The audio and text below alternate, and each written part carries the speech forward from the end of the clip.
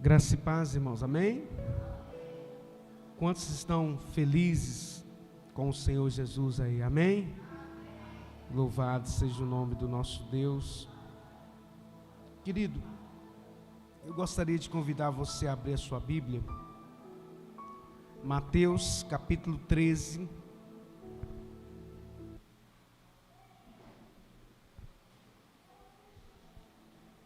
Evangelho de Mateus, capítulo 13, versículo 44.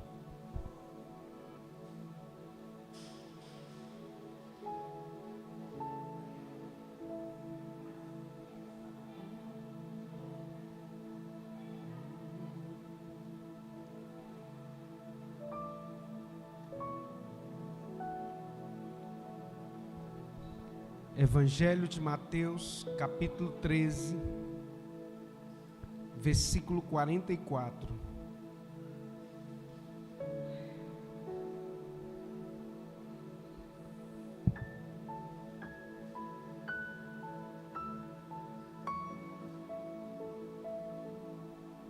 Amém?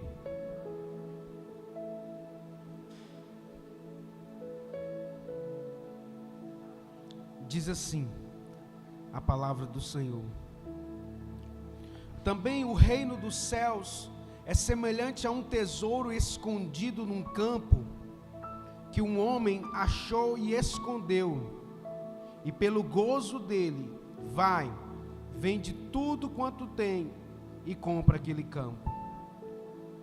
Outro sim, o reino dos céus é semelhante ao homem negociante que busca boas pérolas, e encontrando uma pérola de grande valor, foi, vendeu tudo quanto tinha e comprou-a.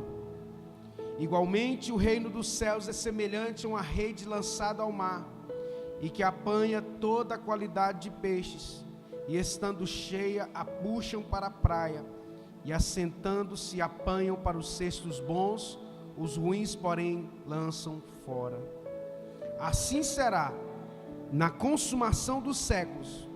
Virão os anjos e separarão os maus dentre os justos, e lançá-los-ão na fornalha de fogo, e ali haverá pranto e ranger de dentes.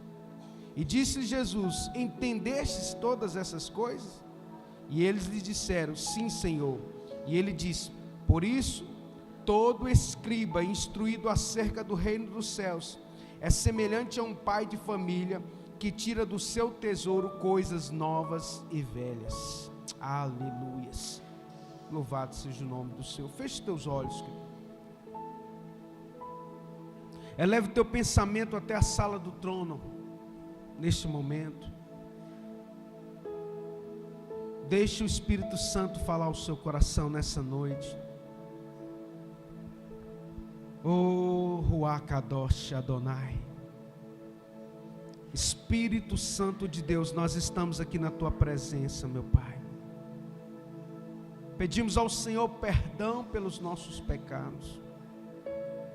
Fala no mais íntimo de nossos corações, meu Deus, porque carecemos ouvir a tua voz. Os dias são dias maus. Os dias são dias de trevas, mas o Senhor, meu Deus, tem preparado para nós na glória algo extraordinário. O Evangelho de João, no capítulo 14, diz: na casa do meu Pai há muitas moradas. Se não fosse assim, eu não vos teria dito: vou preparar-vos um lugar. O Senhor está preparando um lugar para nós, querido. O Senhor está preparando um lugar na glória dEle para nós. Que os nossos olhos estejam nos céus. Que os nossos olhos, como disse o apóstolo Paulo em Colossenses capítulo 3, buscai as coisas lá do alto onde Cristo vive. No nome santo do Senhor, meu Deus, fica à vontade em nosso meio, Pai. Repreenda todo espírito de perturbação, tudo aquilo que não procede do Senhor. Que possamos extrair riquezas da tua palavra, em nome de Jesus. Diga glória a Deus. Pode se sentar, querido, no teu lugar.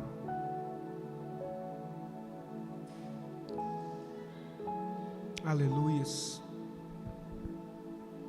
Queridos, esse texto maravilhoso da palavra de Deus que nós acabamos de ler nos traz algo muito maravilhoso da parte de Deus. E é muito importante que a gente consiga discernir os dias. Porque nós estamos vivendo, irmãos, o princípio das dores. Os dias que nós estamos vivendo, os dias de hoje, são os princípios das dores. Guerra, rumores de guerra.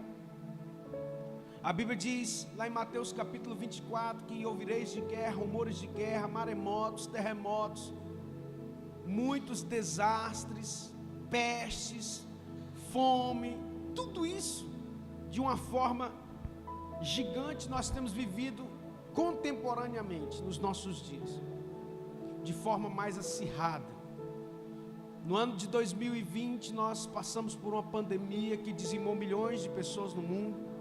Só no Brasil foram 700 mil pessoas. E nós estamos aqui, meu Deus, pedindo que o Senhor fale ao nosso coração, para que nós não sejamos pegos de surpresa. Porque a Bíblia diz, examinai o homem a si mesmo. Nós temos que fazer essa análise diariamente.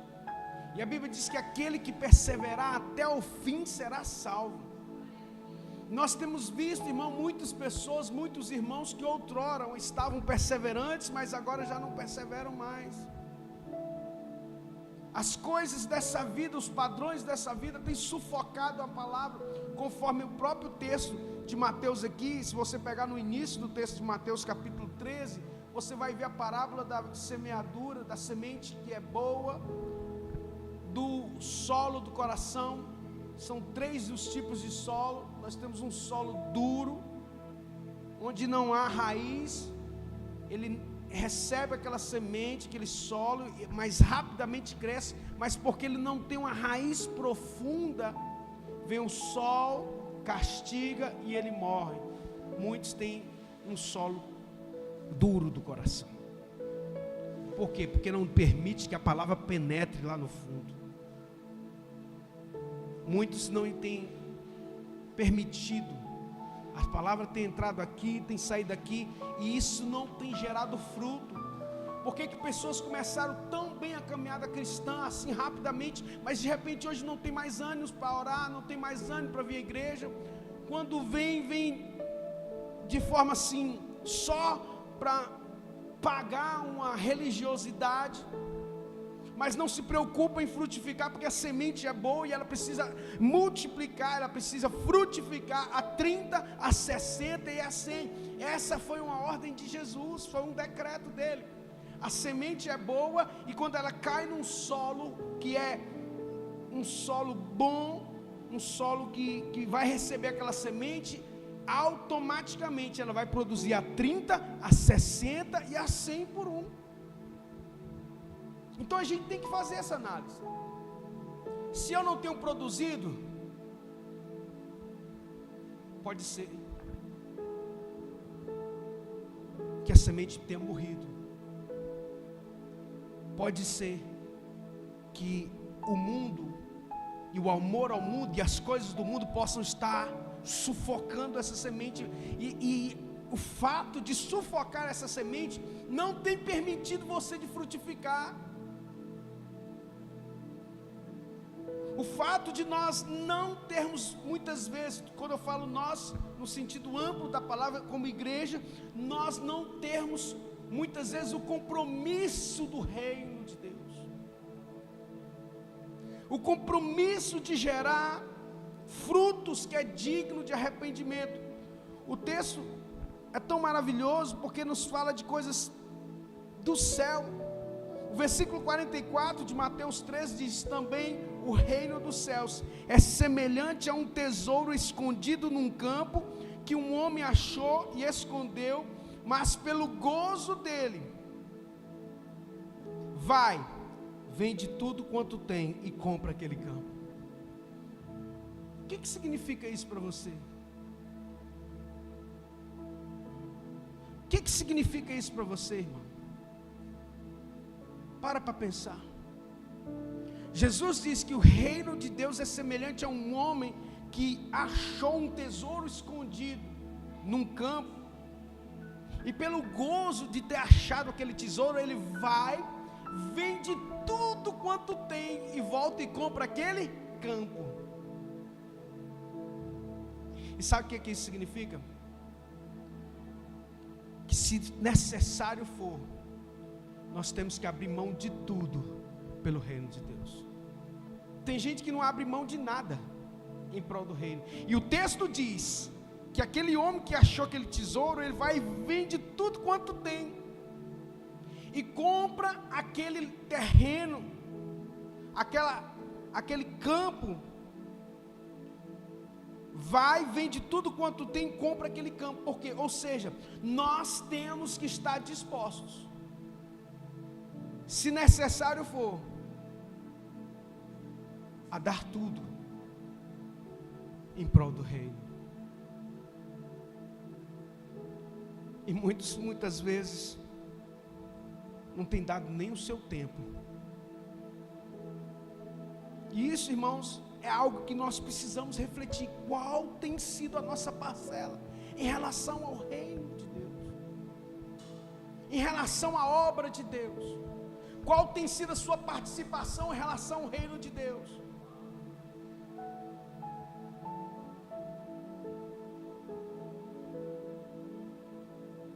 Versículo 45, outro sim, o reino dos céus é semelhante a um homem negociante que busca boas pérolas, e encontrando uma pérola de grande valor, foi e vendeu tudo quanto tinha e comprou-a. Mais uma vez Jesus está dizendo aqui, ele vendeu tudo que tinha e comprou-a. Temos que estar dispostos. Jesus em outro tempo disse assim: quem não deixar pai, mãe, bens, por amor de mim no evangelho, não é digno de mim, não é digno de ser chamado meu discípulo. Você tem que estar disposto a tudo. Quando eu lembro da história da igreja dos irmãos moravianos, que foram missionários alguns séculos atrás, a história da igreja nos diz que eles se vendiam como escravos, para que eles pudessem ir até um povo e pudessem pregar a palavra de Deus. Eles se vendiam como escravos, eles iam como escravos, para que eles pudessem levar o evangelho. E muitas vezes a gente não valoriza nem via a igreja hoje que você tem disponível, você tem na internet, você tem Bíblia, você tem tudo. Mas por que eu estou falando isso? Porque essa análise, ela precisa ser feita de forma individual. Nós precisamos saber quem nós somos no reino de Deus. Nós precisamos entender que o Senhor está nos chamando para uma vida de compromisso com o reino, com a obra de Deus, com as coisas de Deus. Será que realmente temos dado a importância à obra? Temos amado a Cristo da forma como Ele nos amou na cruz?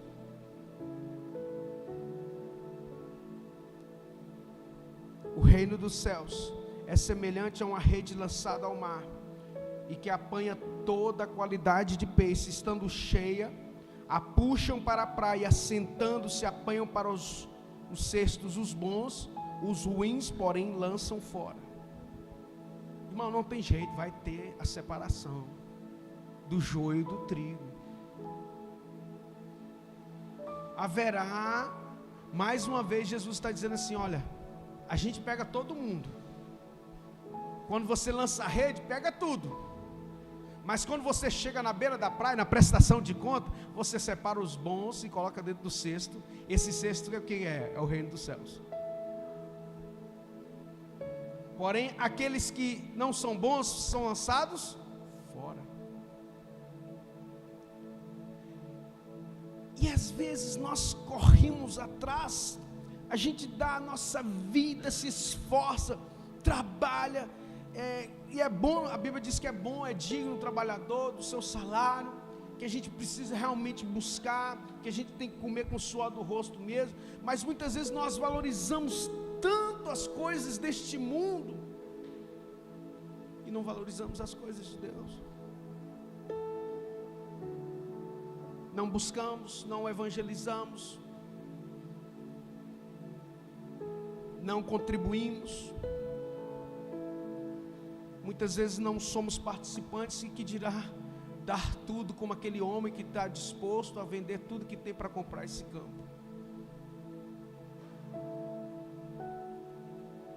Jesus nos chama para algo mais profundo. Eu lembro-me quando eu me converti,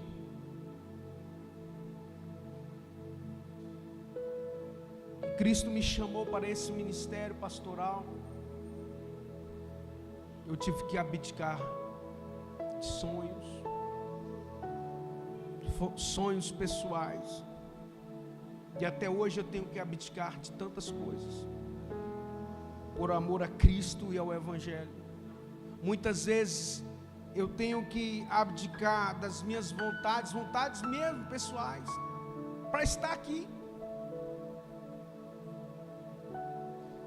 E muitas vezes nós nos preparamos, nós tentamos fazer o melhor para o reino de Deus, para as pessoas poderem ser abençoadas, mas muitas vezes o Evangelho não tem chegado nos corações, porque o mundo tem sufocado. Como diz a parábola, o mundo e os amores e as coisas do mundo têm sufocado a semente, igreja. O Senhor está nos chamando para algo realmente que vai nos dar riquezas eternas, porque vai ser no abrir e fechar de olhos, quando ninguém esperar. Ele vai vir buscar a sua noiva, e os sinais estão aí. As pessoas fazem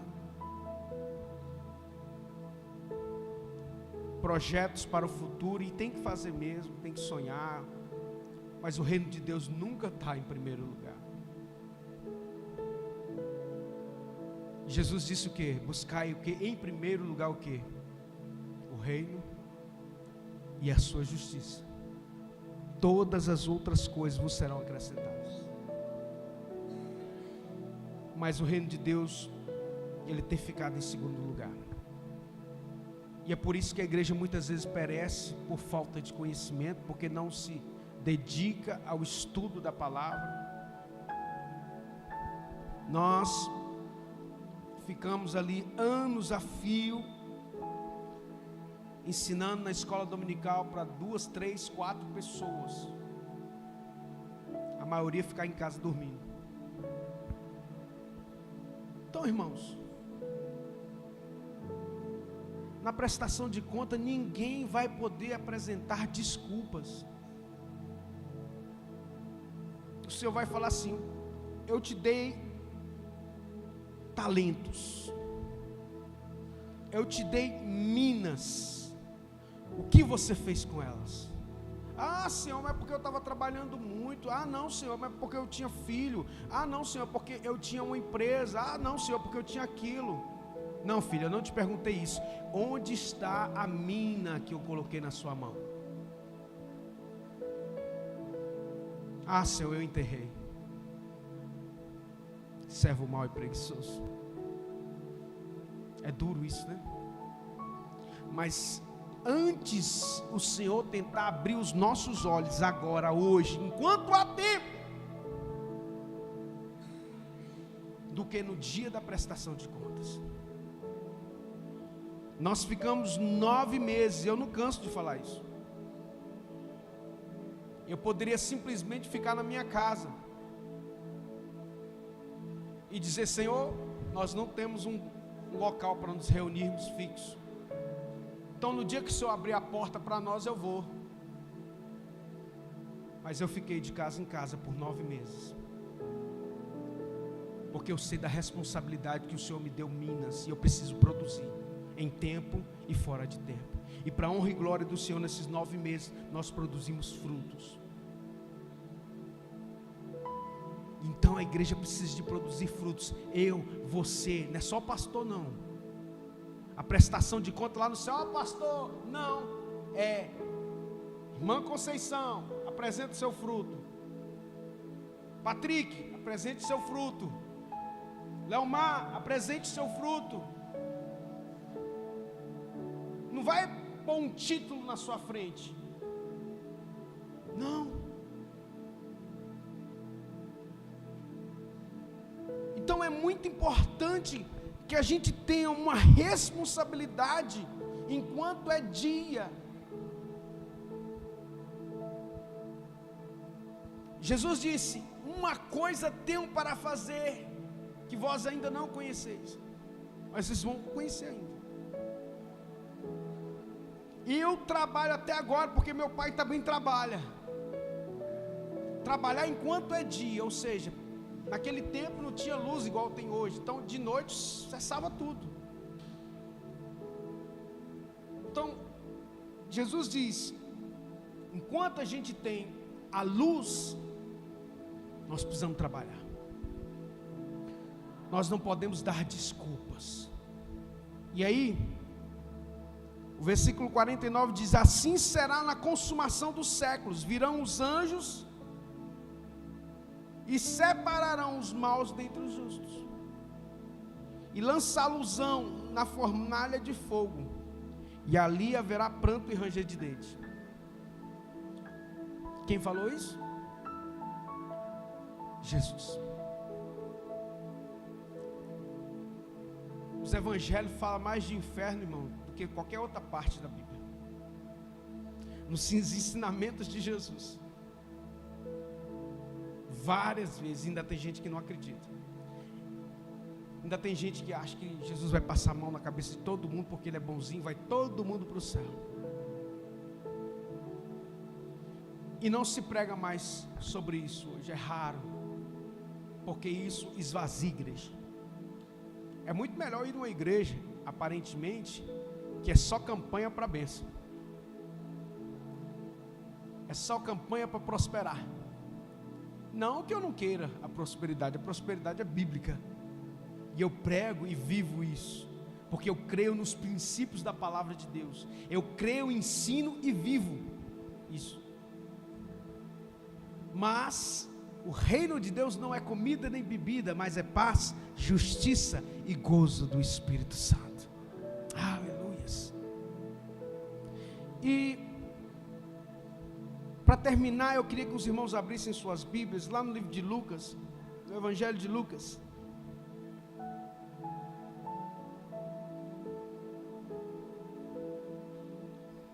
Lucas capítulo 16, versículo 9.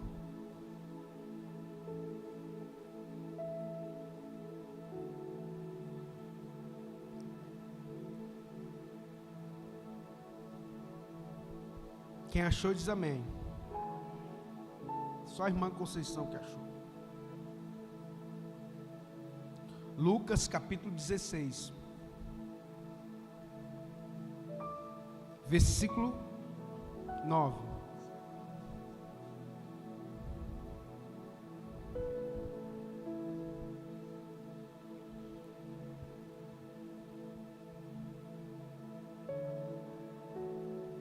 Diz assim: e eu vos digo, granjeai amigos com as riquezas da injustiça, para que quando estas vos faltarem, vos recebam eles nos tabernáculos eternos. Quem é fiel no pouco, aliás, quem é fiel no pouco, também vai ser fiel no muito. Quem é infiel no pouco, também vai ser infiel no muito. Pois, se nas riquezas injustas não fostes fiéis, quem vos confiará as verdadeiras? E se no alheio não fostes fiéis, quem vos dará o que é vosso? Nenhum servo pode servir a dois senhores, porque ou há de aborrecer a um e amar ao outro, ou se há de chegar a um e desprezar o outro. Não podeis servir a Deus e a Mamon. Olha só, quanta revelação que tem aqui. Quanta revelação de Deus que tem aqui nesse texto. Quem é fiel no pouco, vai ser fiel no muito. Quem é infiel no pouco, vai ser infiel no muito. E ele diz mais: nas riquezas injustas não fostes fiéis, quem vos confiará as verdadeiras? Sabe o que isso significa aqui? As riquezas injustas, ele está falando das riquezas da terra. Quando fala de riqueza aqui, não fala só de dinheiro. Fala de tudo, é o pacote completo que você recebeu. Seus dons, seus talentos, seus recursos, a sua vida. Se você não é fiel com a sua vida, você não vai poder ser colocado sobre o muito. O muito aqui são riquezas eternas. Porque olha o que o texto diz: se no alheio não fostes fiéis, quem vos dará o que é vosso? Na verdade eu quero mudar aqui essa tradução, porque os irmãos entendem aqui, peraí.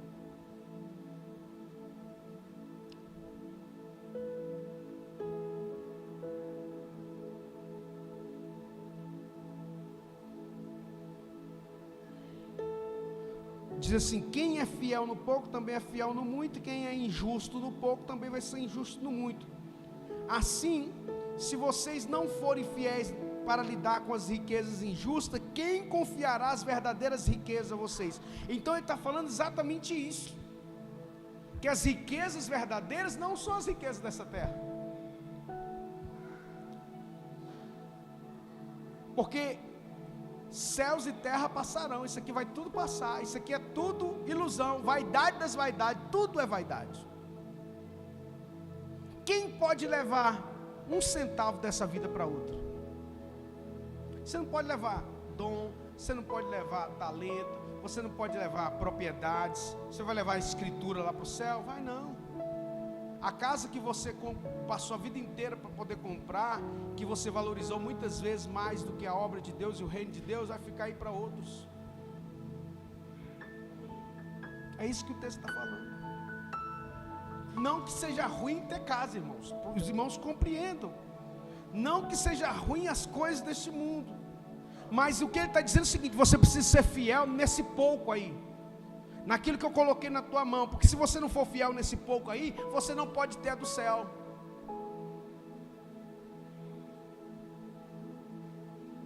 Se vocês não forem dignos, versículo 12, de confiança em relação ao que é dos outros, quem lhes dará o que é de vocês? Nenhum servo pode servir a dois senhores. Aqui ele vai mais claro ainda: pois odiará um e amará o outro, ou se dedicará a um e desprezará o outro. Vocês não podem servir a Deus e a Mamon. Aqui fica muito claro. Jesus vai bem além. Claramente ele diz: não tem como você amar o dinheiro, amar as coisas dessa vida e me servir piamente. Ou você me ama de verdade, ou você vai amar Mamon, que aqui simboliza tudo que o dinheiro pode comprar. Se Mamon estiver no trono do teu coração, você não pode agradar a Deus. Em outras palavras, se você valoriza mais as coisas deste mundo, dessa vida, os prazeres deste mundo, dessa vida, você não pode agradar a Deus. Ou porque você serve a Deus, ou você serve ao dinheiro.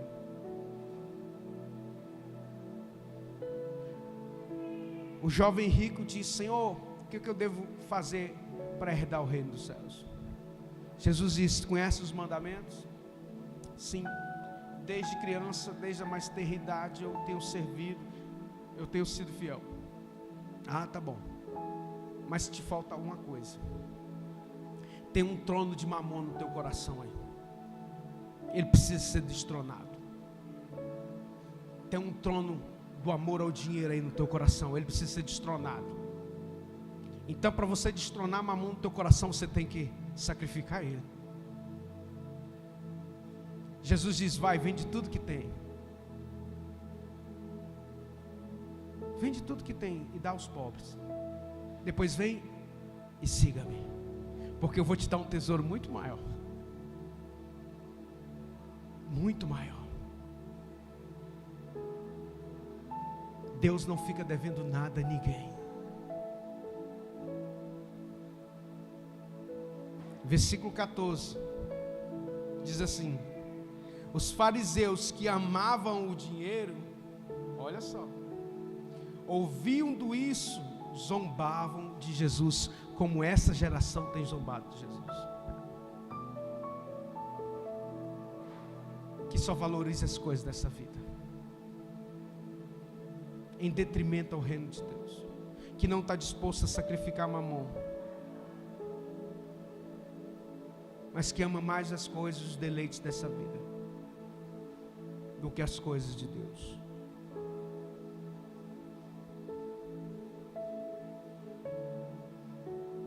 Versículo 15, disse Jesus: vocês são os que se justificam aos olhos dos homens, mas Deus conhece o coração de vocês.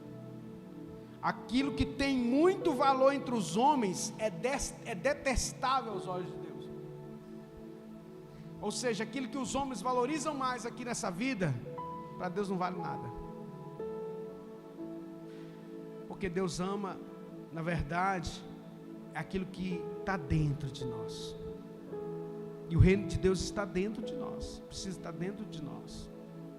Amém, igreja? Quero orar neste momento. Queria que você ficasse de pé.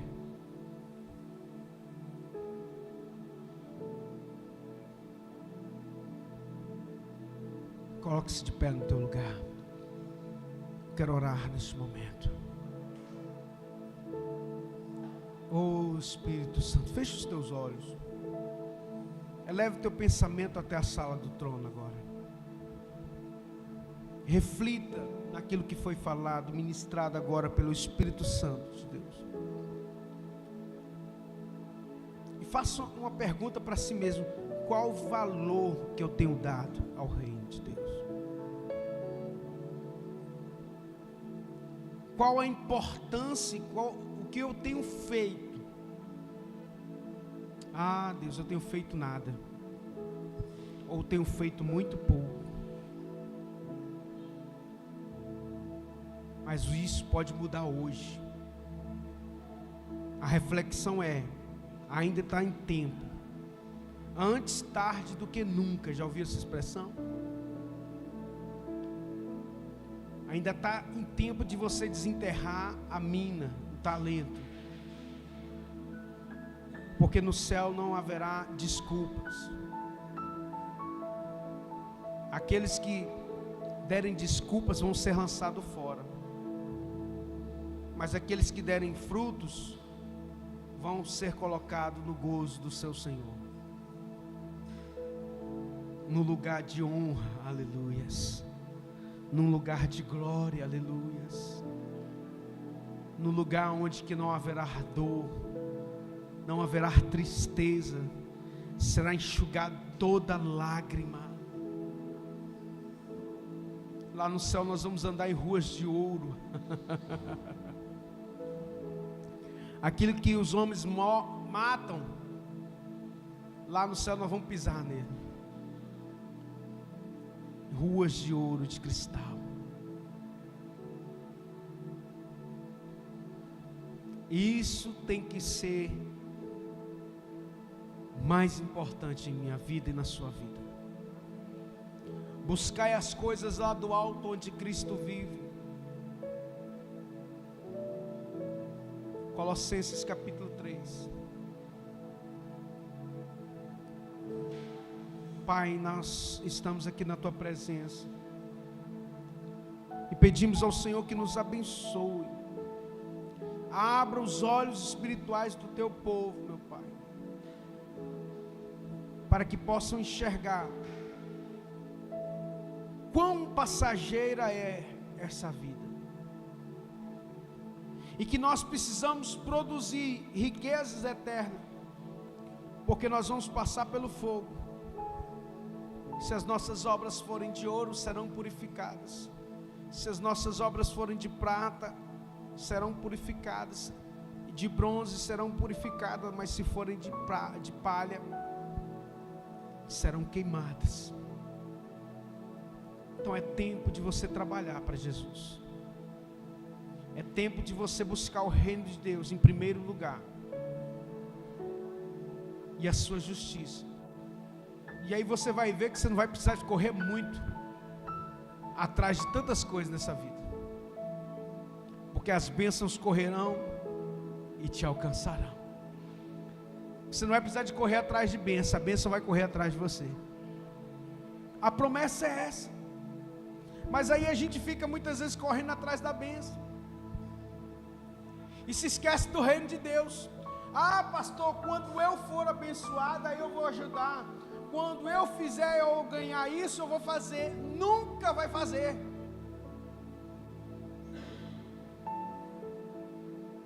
Quem é fiel no pouco, é fiel no muito. Quem é infiel no pouco, vai ser infiel no muito. Pai, perdoa, Senhor, as nossas falhas. Perdoa, Deus, a nossa negligência, a nossa omissão, como igreja, coletivo e de forma individual. Venha o Teu reino neste lugar. Seja feita a Tua vontade, meu Deus, na terra, como ela é feita nos céus. E o nome do Senhor seja glorificado em nossas vidas, Pai. Abençoa a igreja Nova Aliança, meu Deus, cada membro deste corpo, que seja frutífero, e aqueles que estão mortos, aqueles que estão dormindo espiritualmente, aqueles que estão longe, com o coração longe, que o Senhor Deus faça-os acordar enquanto é tempo, no nome santo de Jesus, para a glória de Deus Pai. Diga glória a Deus. Louvado seja o nome do Senhor, querido. Nós estamos chegando ao término do nosso culto, e eu gostaria de agradecer a presença de cada um dos irmãos e pedir para que os irmãos continuem orando. Nós temos que orar pelos nossos irmãos que estão lá na Flórida, passando lá pelo furacão, segundo furacão em menos de um mês. O primeiro passou por lá, matou mais de 200 pessoas, e esse, os especialistas estão falando que será pior do que os últimos 100 anos. Então, assim, nós precisamos declarar que esses cientistas, eles não são profetas, mas que a igreja tem o poder de interceder e repreender os ventos, para que aquelas pessoas possam realmente se arrependerem dos seus pecados, porque muitas vezes Deus usa a natureza para dar uma sacudida, mas às vezes as pessoas mesmo assim não se acordam, né? Que Deus tenha misericórdia. E também falar para você: se disponibilize a trabalhar na obra de Deus, no reino de Deus, a buscar, a fazer, enquanto é tempo. Amém? Nós vamos orar, agradecer a Deus por tudo aquilo que foi falado aqui nessa noite. E você que trouxe o seu dízimo, a sua oferta, não deixe de semear no reino de Deus,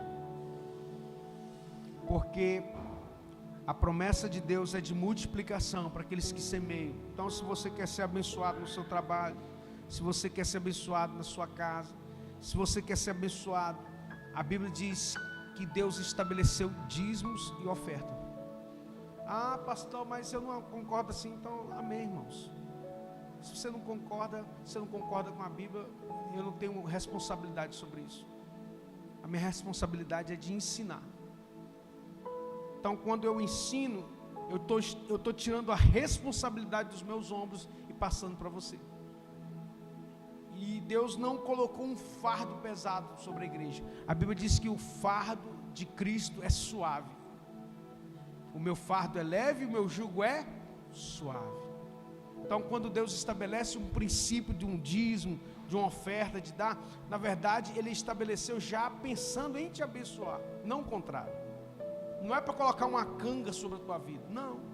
E aí o diabo, o que ele faz? Vem e deturpa tudo isso. Acho que está fazendo um favor. Trazer o dízimo para a igreja está fazendo um favor. Está fazendo um favor para si mesmo. Porque a Bíblia diz que Deus repreende o devorador na tua vida. E você sabe quem que mandou o devorador? Não foi o diabo não, irmão, foi Deus.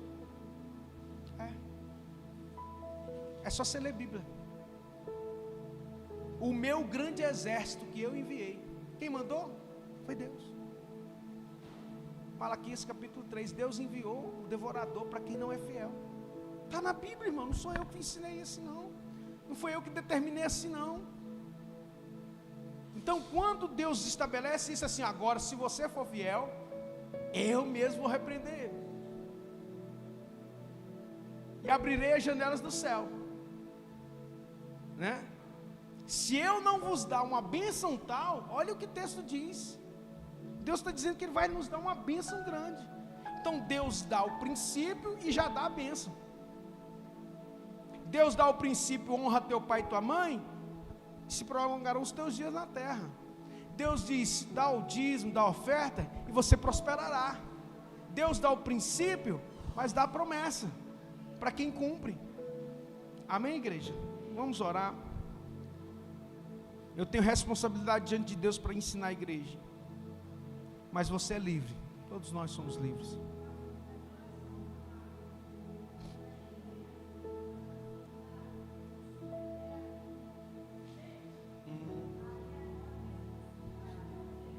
Como é que ele chama? Tem o nome dele?